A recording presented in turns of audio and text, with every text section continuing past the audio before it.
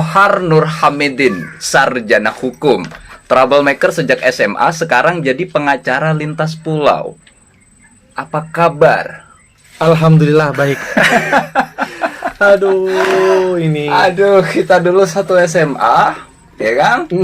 Kalau ingat waktu beli pentol, gorengan, dan TOT, ya sering nggak bayar.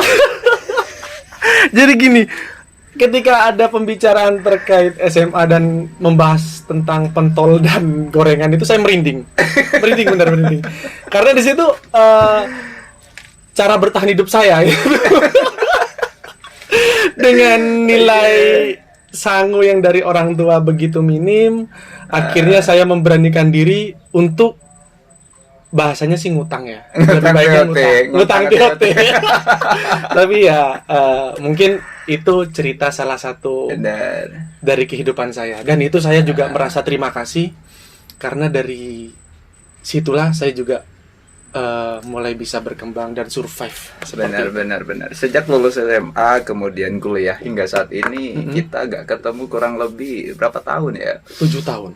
Ya, kurang lebih 7 tahun ya. 7 tahun. Ya, tahu-taunya saya membaca dari sejumlah media sosial, Mas Kohar ini sudah menjadi seorang pengacara lintas pulau, loncat dari pulau ke pulau.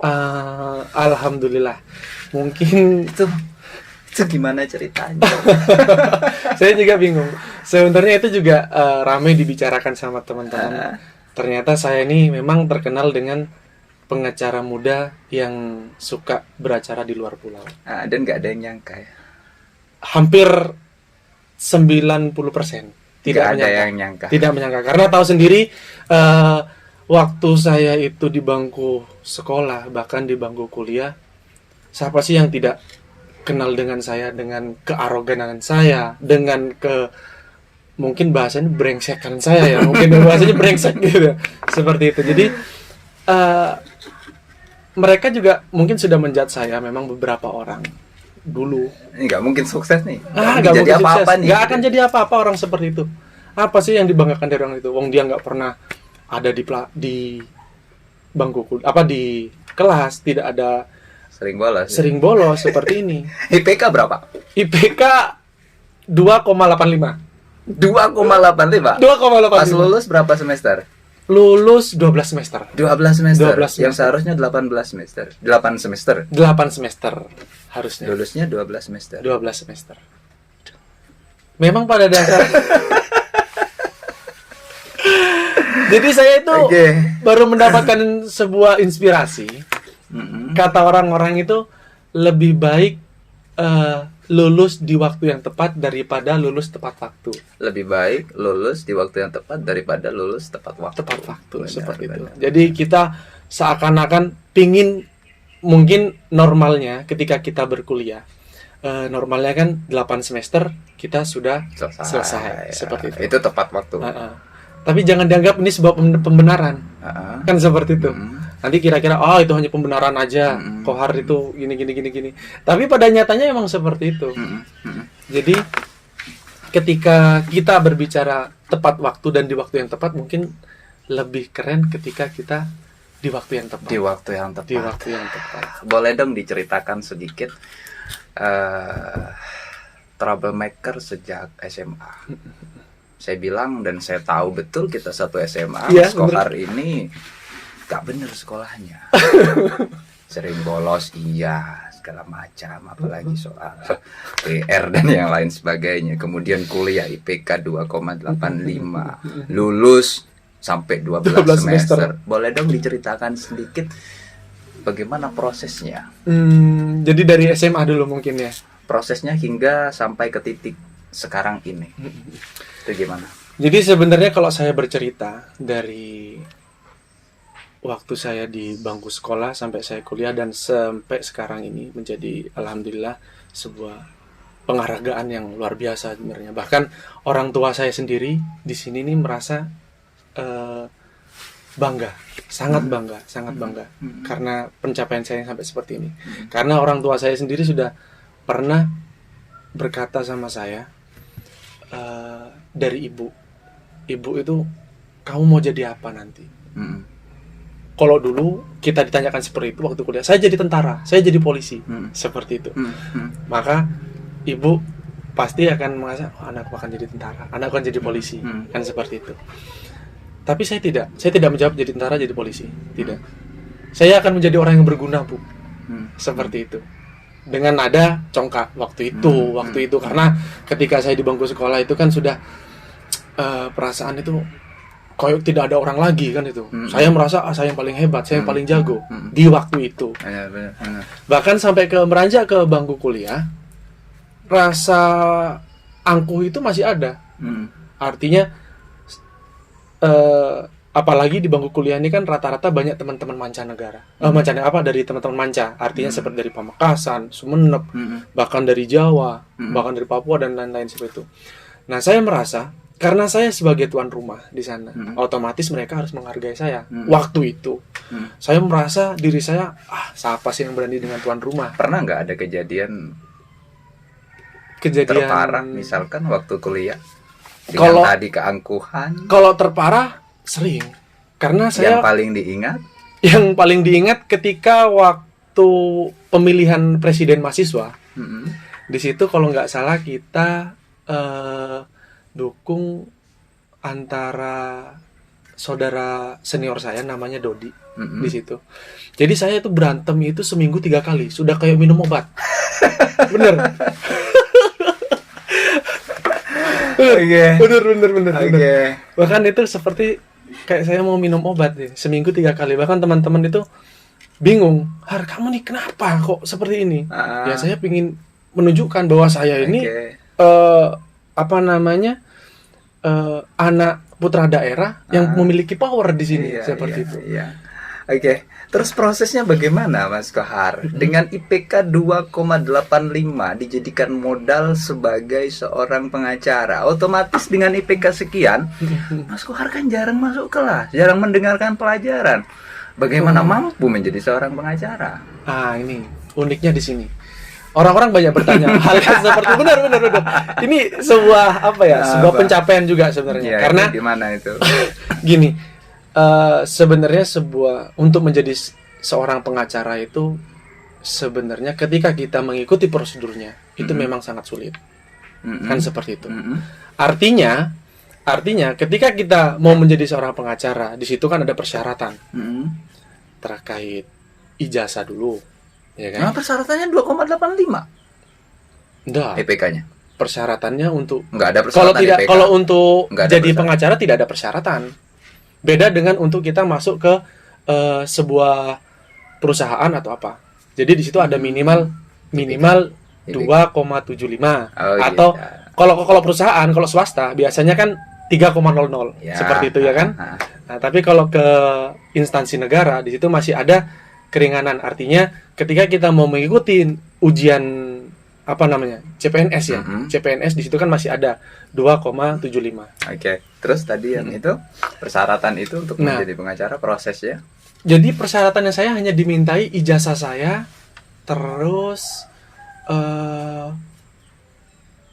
kemarin itu selain ijazah itu ada namanya surat keterangan magang. Surat keterangan magang yang mana saya pernah belajar atau pernah mengikuti persidangan selama 2 tahun seperti itu. Nah, kebetulan saya juga dekat dengan salah satu pengacara kondang di Bangkalan. Mungkin saya sebutkan namanya, boleh? Beliau ini Mas Bahtiar, orang Soca. Saya sangat berterima kasih kepada beliau.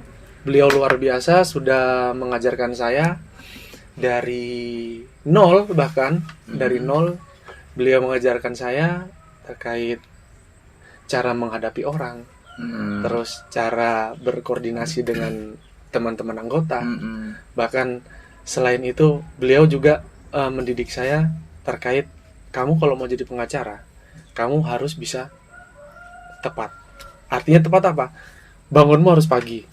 Ketika kamu menjalankan sebuah amanah, artinya ketika kita diberikan kuasa oleh klien, otomatis kan kita membawa beban seperti itu. Bagaimana kamu bisa menjaga amanah ini? kan seperti itu. Nah itu saya diajarkan sama beliau. Dan itu yang menjadi titik awal ya Saya ingin menjadi pengacara. dari seorang troublemaker. Troublemaker. Aduh. Oke Mas Kohar, sejauh ini sudah pernah kemana aja nih, ke pulau mana aja nih untuk menyelesaikan perkara? Makanya saya terkenal di sini, enggak terkenal sih, maksudnya sering dibicarakan sebagai pengacara muda yang sering keluar pulau. Ini udah ke pulau kemana aja? Oke, Pulau mana? jadi kemarin itu saya pernah beracara di Kalimantan dan di Ternate. Kalimantan. Dari Madura ya? Dari Madura ke Kalimantan. Orang Bangkalan ya? Orang Bangkalan. Asli Bangkalan ini. Terus selain Kalimantan? Kalimantan kita di PN Kuala Kapuas. Pengadilan Negeri Kuala Kapuas.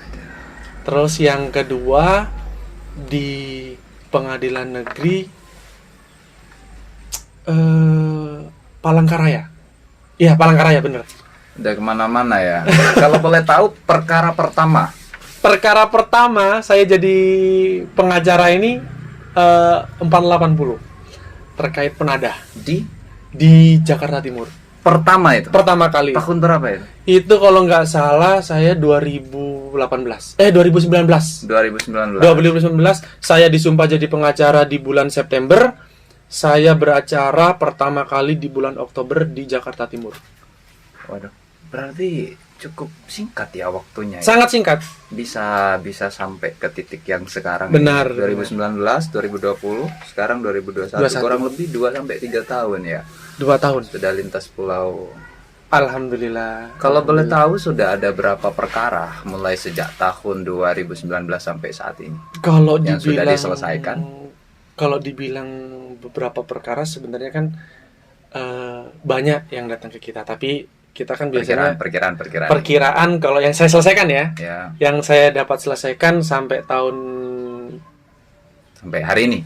Kalau hari ini. Tapi gini, kalau di dunia pengacara ini kan tidak selalu kita mendapatkan pengacara. Mungkin saya lebih aktifnya ketika saya membuka kantor pengacara sendiri di tahun 2020 pertengahan Agustus.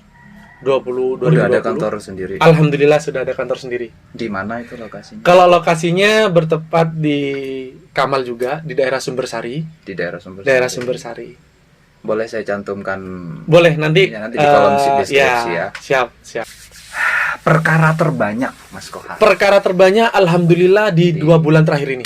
2 bulan terakhir ini. Sampai di angka berapa? Sampai sekarang saya kurang lebih sudah mendapatkan 9 perkara. 9 perkara bulan ini. 2 bulan terakhir. 2 bulan terakhir. Waduh. Oke, saya juga melihat dari beberapa postingan di sosial media terpilih sebagai ketua DPC Pradi Bangkalan. Tapi ini DPC Pradi itu apa sih? Jadi gini, saya tegaskan dulu, artinya Pradi ini kan ada 5 pecahan, ya, ada 5 pecahan. Jadi ada Pradi milik Otto, ada Pradi punyanya Jennifer, dan ada juga punya Luhut, seperti itu. Dan yang kedua ini salah satunya adalah Pradi Pergerakan, yang mana Pradi Pergerakan ini dia baru muncul di Bangkalan, waktu saya ditunjuk kemarin itu 2020 bulan Septemberan. Jadi ketika saya buka kantor pengacara sendiri, kemudian saya dilirik oleh salah satu OA di Surabaya, organisasi advokat, dan saya diajak. Alhamdulillah saya diterima dengan baik di sana, dan saya salah satu-satunya orang Bangkalan yang ada di sana. Dan kebetulan dengan pimpinan Korwil saya ditunjuk menjadi ketua DPC di Bangkalan. Seperti itu. Oke. Nah, jadi juga tadi pagi saya juga kebetulan diundang sama deklarasi atau pelantikan dari pemuda Pancasila khususnya PAC Kamal. Nah, ini kebetulan yang diangkat menjadi ketua adalah saudara saya sendiri. Selamat kepada Mas Alun atau Mas Sahrul atas pengangkatannya sebagai ketua PAC Kamal. Semoga dengan kepemimpinan jenengan Kamal bisa menjadi kota yang lebih maju lagi, Dan dengan adanya pemuda Pancasila di sana bisa mengangkat terkait UMKM di sana dan semakin berkembang, mudah-mudahan bisa menjadi Kamal yang lalu. Artinya menjadi kota wisata yang bisa menarik destinasi orang-orang dari luar, kembali hidup bergairah lagi. Artinya bisa mendapatkan ini pemasukan. Jadi yang Kamalnya tadi yang dibilang sekarang menjadi kota mati, sekarang dengan kehadiran pemuda Pancasila khususnya PAC Kamal bisa mulai berkembang lagi dan bisa survive ke depannya. Selamat. Amin. Itu perdana. Ini pertama kali khusus. Jadi sebelumnya belum ada PAC. Belum ada. Kamal ya? Belum ada. Okay. Dan ini pertama. Mudah-mudahan ke depannya Kamal semakin sukses dengan adanya pemuda Pancasila PAC Kamal dengan pimpinan Mas Alun. Amin. Sukses buat pemuda Pancasila PAC Kamal ya. Sejauh ini kan yang saya lihat dari kegiatan ya. Iya benar. Mas Kohar ini kan lintas pulau dari pulau ke pulau ke Kalimantan. Ini kapan nih kembali ke Madura nih? Nih. Kalau mau sebenarnya pingin banget. Artinya apa? Sebenarnya ketika saya ada perkara di Bangkalan, mungkin saya akan lebih stay di Bangkalan seperti itu. Karena sementara ini kan perkara saya banyak di luar daerah, seperti Tuban, terus Magetan. Cuman kantornya di Bangkalan. Ya? Kantornya di Bangkalan. Di Kamal tadi. Di Kamal, gitu, ya. benar. Oke. Mas Kohar. Luar biasa sekali. Saya ingin tahu lebih dalam lagi apa yang menjadi dasar pemikiran Mas Kohar dari dulu yang hidupnya belum disiplin, hidupnya masih berantakan. Mulai SMA sudah begitu ya sekolahnya, jarang masuk, kuliah apalagi. Gitu tapi kan? Tidak membicarakan terkait wanita kan ya? Tidak ya? Janganlah. Apa nih yang menjadi dasar pemikiran sehingga berubah 160 derajat hingga sampai ke detik saat ini? Jadi prosesnya itu sebenarnya saya waktu semester 8 terakhir. Jadi saya di situ ngambil magang. Sebenarnya gini, ini ada cerita lucu sebenarnya. Jadi dulu saya pernah ngajukan magang di salah satu instansi yaitu BNN, ya, BNN Kota Surabaya. Saya magang di sana pertama dan saya tidak selesai. Ya itu sendiri, saya tahu karakter saya seperti apa. Tidak pernah hadir dan malas-malasan. Dan akhirnya ketika waktu penilaian, saya minta ke sana. Bu, saya mau minta nilai saya, nilai magang saya. Loh, Mas, kenapa kamu datang ke sini? Sampean kan sudah lama nggak datang, kok tiba-tiba datang mau minta nilai ke kita? Nggak ada nilai buat sampean di sini, katanya gitu. Dan ini juga mirisnya lagi. Waktu itu kan kantor BNNP itu kan ada di kantor BNN Kota ada di daerah daerah mana nih kalau setelahnya Taman Pelangi itu. Nah di situ awalnya di situ, terus pindah sampai ke daerah rusun di belakang TP. Itu saya tidak tahu. Saya datang ke tempat magang saya, ternyata sudah tidak ada kosong. Saya mau minta nilai ini. Wah, parah betul. Sampai pindah aja kita tidak tahu, bener itu. Aduh, ini itu parah betul. Ini kayak gimana saya ini? Memang bener-bener gak niat ini kuliah. Yang menjadikan dasar pemikiran dari kehidupan yang berantakan. Akhirnya itu apa tuh? Jadi saya ikut salah satu pengacara di Bangkalan itu yang tadi saya sebutkan. Nah akhirnya saya dididik di sana. Seperti inilah Mas. Jadi pengacara gini. Pengacara itu nggak enak kata dia. Pengacara itu nggak enak. Pengacara itu banyak risiko. Seperti itu. Tapi karena saya itu ketika mendengar ada risiko, saya itu tertantang. Ya. Akhirnya saya memberanikan diri. Om, saya mau ikut sampean. Kemana aja? Saya ikut sampean. Udah jadikan saya supir. Saya mau.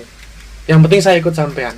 Jadi dari situ ya, mengukur bagaimana kemampuan kita ketika menghadapi tantangan. Disitulah medan saya sehingga dapat merubah dan memperbaiki diri hingga Mas Kohar sampai ke detik yang sekarang ini. Benar. Luar biasa sekali. Aduh, ini karena santai, boleh sambil ngerokok? Boleh. Siap. Saya masih mau tarik nafas panjang dulu. Oke. Mas Kohar waktu SMA berantakan banget ya kan, celana ngetat waktu itu. Nah, kalau urusan gorengan, pentol nomor satu ya kan, di nomor depan. satu, dan juga Tapi sering nggak bayar. lari duluan gitu. Tapi ada satu fase yang dimana itu saya merasa diri saya ini tidak berharga. Itu gimana? Ada, bener. Saya kadang kalau menceritakan hal seperti ini, saya pernah ingin sedikit menangis sebenarnya. Itu gimana itu? Karena gini, saya sudah mengecewakan pusaka saya. Artinya yang saya bilang pusaka ini Ibu. orang tua perempuan. Ya, orang tua perempuan. Benar. Ketika saya berbicara beliau, saya memang agak sedikit apa ya, rasa bersalah ini kayaknya masih belum selesai. Gitu. Saya masih ada hutang besar. Bahkan saya kalau perlu, saya akan mendatangkan 1000 gunung buat beliau, gitu loh. Tapi itu buat apa? Tidak akan ada nilainya di mata orang tua saya, kan seperti itu. Jadi saya merasa bersalah sekali waktu itu. Saya bilang ke ibu saya, "Bu, udah nggak usah urusin saya kalau saya kuliah." Karena pada saat itu kan tahu sendiri, saya kuliahnya nggak jelas, gini. Tapi ibu saya dituntut untuk membayar kuliah. Dan saya bilang ke ibu saya, "Bu, udah, nggak usah urus saya yang bayar uang kuliahnya," seperti itu. Dan saya bahkan sampai 3 bulan saya nggak pulang ke rumah. Saya tidur di warung di dekat kampus. Tidur di warung, saya itu entah mau jadi apa. Saya berpikiran, udah saya ini nggak guna. Saya ini durhaka, gitu. Saya durhaka. Saya ini nggak guna. Buat apa kuliah? Gitu. Bahkan sampai saya tuh bilang ke orang yang punya kafe ini, "Mas, saya mau kerja di sini. Bayar saya 50.000 1 bulan. Dan berikan tempat tidur buat saya di sini." Saya bilang seperti itu. Hanya untuk Bertahan hidup dan tidak membebani orang tua ya. Benar. Dan di situ juga ada fase ketika saya mengingat ibu. Ini entah kebetulan atau gimana. Di situ ketika mau 2 bulan, hampir 3 bulan, saya tuh didatangin mimpi. Jadi ada yang bicara ke saya, "Kamu pulang, ditunggu sama ibu. Kamu pulang, ditunggu sama ibu." Selama 3 bulan tuh saya nggak pernah ngabarin orang tua saya, nggak pernah ngabarin kakak saya, adik saya, semua nggak ada yang ngabarin saya. Bahkan teman-teman bilang datang ke saya, "Mas, kamu dicari Pulango. Mas, kamu dicari Pulango." Ketika adik saya bilang seperti itu, saya tuh mau menangis. Serius, saya mau menangis. Berbicara seperti itu. Seorang ibu meminta anaknya pulang, ya kan? Dan ingin menebus semua kesalahan itu ya, sehingga terus untuk mendisiplinkan diri, memperbaiki diri hingga sampai Saat ini, ke detik ini. Jadi memang ketika saya itu disinggung dengan orang tua atau apa, maka saya selalu bilang ke orang-orang di sekitar saya, jangan pernah menceritakan orang tua di depan saya. Saya bilang gitu. Sekarang masih ada ibu?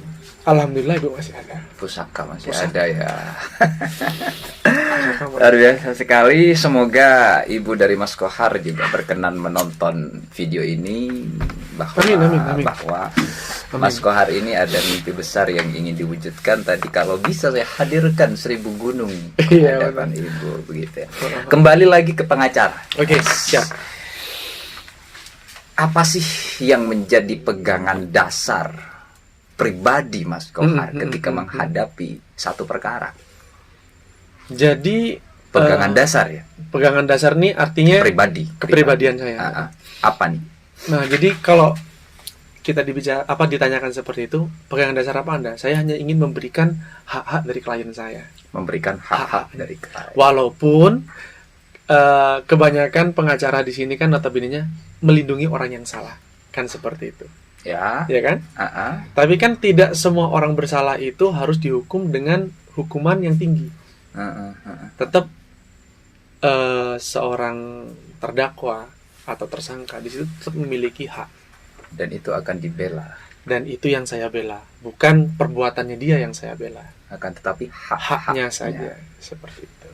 Karena kan siapa sih yang mau membela seorang kriminal, ya kan? Siapa yang mau membela mereka kalau bukan orang-orang seperti kita? Memang di mata orang umum seorang pengacara adalah orang yang membela orang jahat, ya kan? Orang yang membela orang jahat, lalu urusan pengacara itu pasti tentang uang. Bahasanya seperti itu. Kebanyakan, hampir 80% seperti itu. Tapi ya memang tidak kita pungkiri. Memang hal itu iya benar. Gitu loh. Memang benar. Oke. Sebuah mandat atau kuasa yang diberikan oleh klien kita otomatis harus kita kerjakan. Ya kan? Yang dibela bukan perbuatannya, akan tetapi haknya. Iya, Oke. Seperti itu. Sebelum kita tutup podcast ini, Mas Kohar, saya ingin tahu bagaimana pendapat Mas Kohar. Kita tahu banyak sarjana muda yang bertebaran di Indonesia setiap tahunnya di wisuda. Ada yang jurusan hukum, jadinya tidak linier. Iya benar. Ada yang jurusan pendidikan, larinya menjadi seorang bisnismen. Iya. Dan ada juga yang jurusan bahasa Indonesia ataupun apa, kan? Jadinya pegawai bank. Iya benar. Nah, bagaimana pendapat Mas Kohar tentang itu dan apa yang seharusnya dilakukan oleh calon sarjana muda? Kita ada di Indonesia kan? Benar. You know lah Indonesia seperti apa? Apa? Jadi seperti ini. Orang berkuliah itu kan sebenarnya sebuah proses. Atau kalau saya sendiri, saya bilang di bangku kuliah ini cara kita untuk mencari jati diri. Ya kan? Untuk mencari jati diri. Tidak salah saya bilang seperti itu. Kenapa? Karena di bangku kuliah sendiri kita kan mulai menelaah apa yang perlu kita lakukan, apa yang perlu kita perbuat, dan apa yang perlu kita tinggalkan. Kan seperti itu. Nah, kebanyakan mahasiswa sekarang itu hidupnya yang penting aku kuliah. Aku kuliah dapat nilai, aku bisa lulus. Kan seperti itu. Tapi dia tidak bisa memprediksi dirinya saya akan jadi apa nantinya. Sama, saya juga seperti itu dulunya. Tapi saya jadi apa? Dengan kejadian A, B, C, D, E, cerita dan lain-lain itu, akhirnya saya kayak saya harus seperti ini. Saya harus seperti ini. Menemukan ya. Akhirnya saya dengan seperti itu. Kemampuan diri sendiri ya. Nah, jadi untuk pesan untuk teman-teman calon sarjana atau teman-teman yang sudah menjadi sarjana ya. Jadi jangan pernah membuat dirimu itu seakan-akan tidak bermanfaat di luar. Ya kan? Gitu. Nah, jadi walaupun jurusan hukum ada kesempatan dan peluang lain di luar jalur hukum, sikat aja. Gitu. Iya, karena kan kita kan di Indonesia otomatis dasar kita kan kita diberikan kebebasan, sudah ada undang-undang yang mengatur. Bahkan walaupun kita jurusan ini tapi jadinya sales, jurusan ini jadinya di perbankan, itu sebenarnya kan tidak menyalahkan mereka. Hanya saja mungkin dia lebih nyaman pada posisinya seperti itu. Jadi jati dirinya di situ. Jati dirinya di situ. Ya. Jadi kita tidak bisa menyalahkan teman-teman kita. Dan rata-rata orang itu kuliah, banyak sekali teman saya mengatakan saya sebenarnya nggak mau di Fakultas Hukum. Kan gitu. Iya, saya nggak mau di Fakultas Hukum. Saya sebenarnya pinginnya di sini, tapi karena saya diterima di sini saya harus menerima gitu. Kan gitu. Jadi kita tidak bisa menyalahkan teman-teman yang masih berkuliah atau gimana. Intinya cari jati diri kalian. Cari jati dirinya, sampai ingin jadi apa, geluti. Walaupun tidak sejalan dengan jurusannya, ketika ada peluang datang, sikat aja. Iya, gitu ya? benar. Karena gini, di Indonesia ini juga saya nih merasa miris sebenarnya. Karena orang Indonesia ini beda dengan orang barat. Kalau orang barat dia bisa menyelesaikan satu ini akan dia selesaikan terus. Artinya apa? Saya ingin ingin bekerja di tempat ini sampai saya bisa dan saya profesional sampai saya sukses kan gitu. Artinya dia hanya satu tiang yang dia hadap. Kalau orang Indonesia tidak, bahkan mahasiswa tidak. Jadi kalau orang sini ini yang tahu di lapangan. Jadi umpamanya saya pingin jadi gamers nih ya. Yeah. Jadi gamers. Jadi gamers saya main ML. Main ML sudah dirasa dia pro, akhirnya dia pindah ke PUBG. Nah, PUBG dia dirasa pro, pindah lagi ke game yang lainnya. Tapi ketika dengan orang yang memang faknya dia menguasai di game ML, ya, dan dia hadir lagi ke ML, otomatis dia kan kualitasnya akan lebih rendah dari orang yang kan seperti itu. Sama halnya di sebuah pekerjaan. Kita bekerja, kita punya prinsip. Ketika kita mon kocang areng matura, kenange lakone kan seperti itu. Jadi ketika kita itu menjalankan satu bisnis atau satu usaha, tapi kita fokus pada bisnis kita, jangan berhenti ketika kita bisa, tapi berhentilah ketika kita sudah sampai titik terakhir. Artinya apa? Titik terakhir itu kan entah nanti di ujung umur atau gimana kan seperti itu. Jangan ketika ini sudah bisa pindah ke sini, yang ini belum selesai sudah pindah ke sini kan gitu. Benar, ya kan? Ambiar jadinya. Ambiar akhirnya tidak sampai jalur finish gitu loh. Kebanyakan mahasiswa seperti itu. Terakhir nih Mas siap. Sebagai salam penutup dari obrolan podcast ini, pertanyaan saya terakhir. Jadi pengacara aja nyaman ya? Nyaman.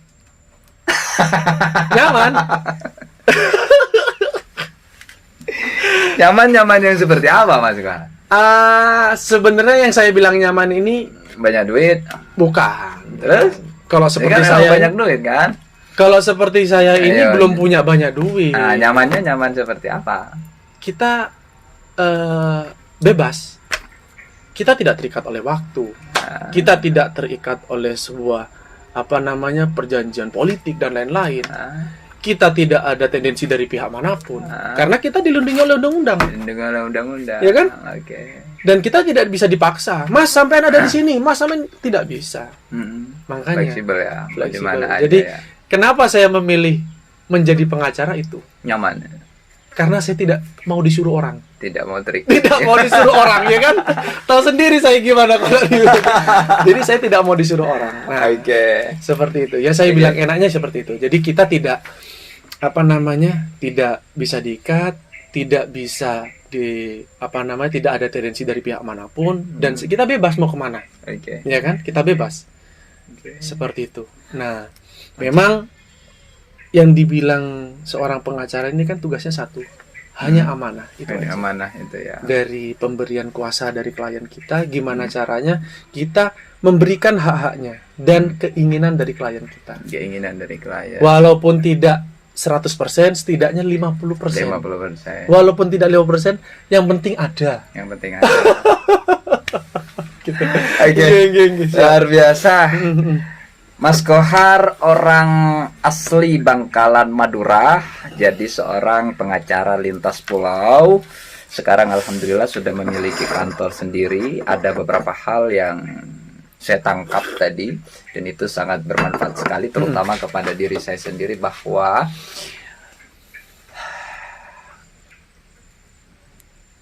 membela dan memberikan hak-hak klien itu menjadi pegangan dasar Mas Kohar untuk menjadi seorang pengacara. Yang kedua, terkait soal kedua orang tua sebagai pusaka, jangan sampai membuat kesalahan ataupun menyedihkan kedua orang tua.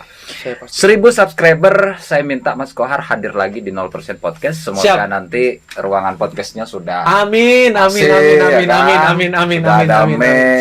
ada ini. Nanti saya mau foto-foto dulu biar ada kenang-kenangan, nanti bisa dimunculkan di waktu kita ketemu lagi. Ini loh kondisinya, bahkan sekarang saya tekan gitu. Jadi ada kenang-kenangan gitu ya. Kalau saat ini di bawah pohon salak yang rindang, kadang ada bunyi ayam, kambing. Tapi seru. gitu kan. Ketika kita mau masuk ke sini kita harus melewati duri salah dulu, gitu kan ya. Penuh tantangan kita masuk ke sini. Oke. Demikian, terima kasih teman-teman siap. semuanya. Semoga podcast ini bermanfaat, khususnya kepada seluruh kaula muda ya, generasi milenial, dan kepada seluruh masyarakat Bangkalan, bahwa setiap orang pasti melakukan perubahan besar dalam hidupnya. Sehancur apapun, seburuk apapun kehidupannya, ketika dia mau berubah dan memperbaiki diri, insya Allah akan jadi. Benar. Buktinya siapa ya, Mas Kohar? Ya hancur banget dulu. Demikian, terima kasih. Oke. Sukses dan sehat Siap, selalu. terima kasih, Mas 1.000 Agus. subscriber hadir Siap. lagi, janji ya. Janji. Oke, kita Hadir. ngobrol lain lagi. Siap. Wanita sedikit gak Oke. Siap, terima kasih.